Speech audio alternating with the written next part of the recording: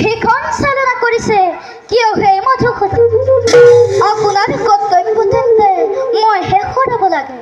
নিশ্চয় নিশ্চয় দেৱৰ্ষি। প্ৰভু নহ'লেনো দেৱৰ্ষি নাৰদৰ সাৰ্থকতা ক'ত? নাৰায়ণ নাৰায়ণ, সঁচা জনাৰ্দন নাৰদ নাম লোৱাৰ বাবে মোৰ জীৱন ধন্য।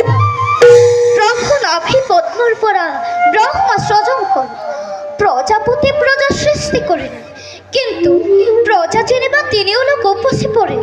প্ৰজাপতিৰ কৰ্তব্য শেষ হ'বনে? এই সৃজিত প্ৰজাবিলাকৰ বাবে এটি সুগম পথ দিব নালাগিব জানো?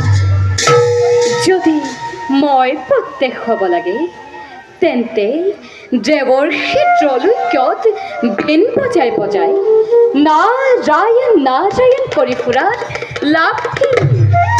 নাৰায়ণ নাৰায়ণ, নিশ্চয় নিশ্চয় প্ৰভু।